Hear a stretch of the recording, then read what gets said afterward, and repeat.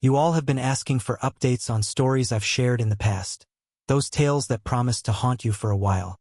And until now, I haven't made a dedicated follow-up video because, honestly, most people never send updates.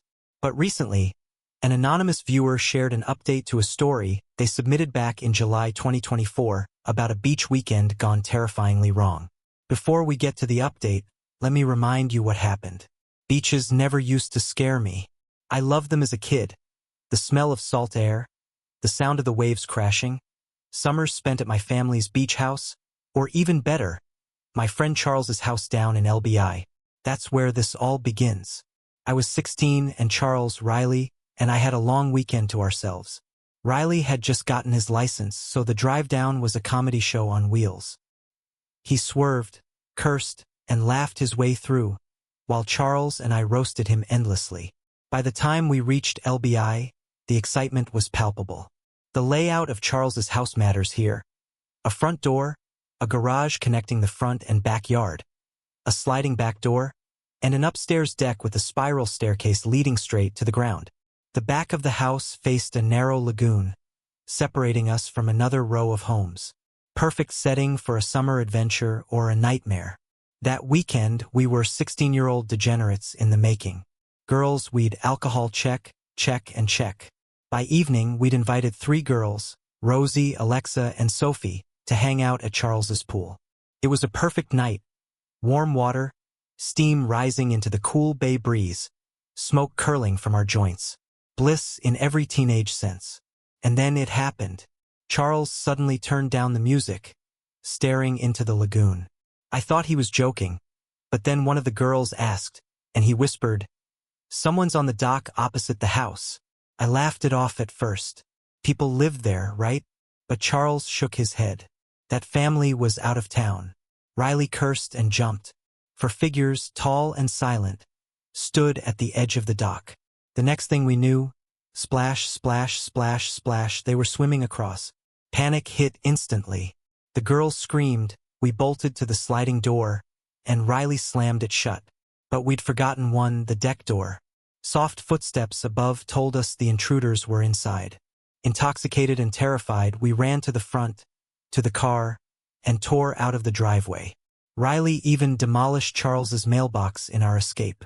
The police came, but there was little they could do. Our weekend adventure had turned into a theft. Valuables gone, and the family's Boston Werbo, the getaway boat, stolen. Whoever did this knew the house, the keys, the schedule. A nightmare etched in memory. For years, that incident haunted me. Every night, every door lock became a ritual. And then, years later, a high school reunion brought me back into contact with Charles. We caught up over beers at a dive bar, reminiscing, and the conversation inevitably turned back to that terrifying weekend.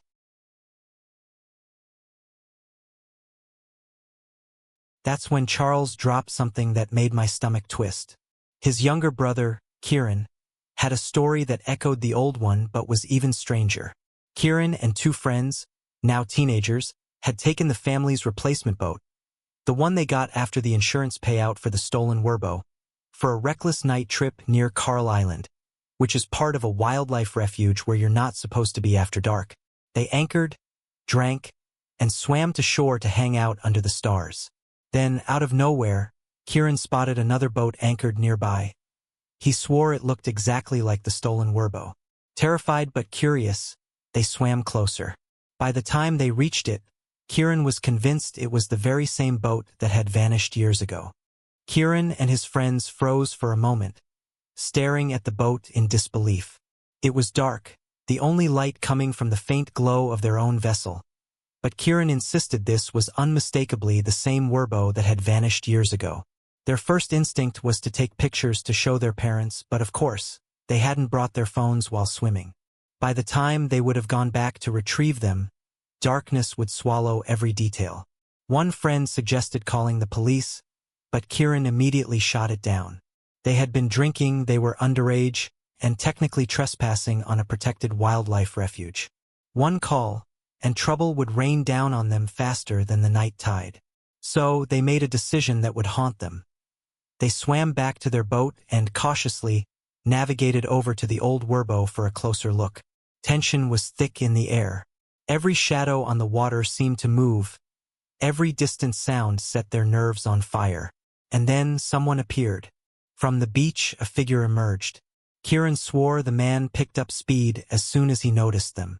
And in his hand, a shovel. The image of that simple tool, usually mundane, in the hands of someone moving toward them with purpose made every instinct in Kieran scream danger. Panic ensued. The boys ran along the beach, adrenaline fueling their sprint. The man initially chased them but, after a few moments, turned and disappeared back toward his boat. They didn't stop until they were safely on their own vessel. Even then, the return ride was excruciating. Boating after dark in New Jersey comes with rules. Speed limits, navigational lights, and restricted areas. Kieran couldn't simply speed away. Every minute on the water was nerve-wracking. He could swear he heard another boat trailing them in the shadows, though he could never confirm it.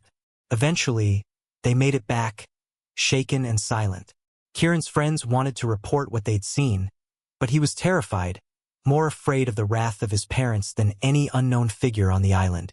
The next day, though, he came clean about the encounter, minus the drinking.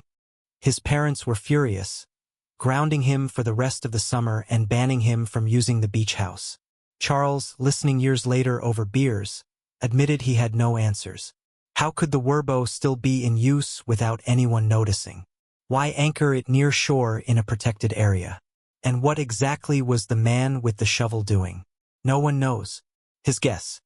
The boat had likely been repainted or altered to avoid detection, and maybe the man had been burying or digging something.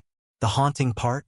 None of it made sense, and the authorities were as helpless as they were during the original theft years ago. Questions piled up, but closure never arrived.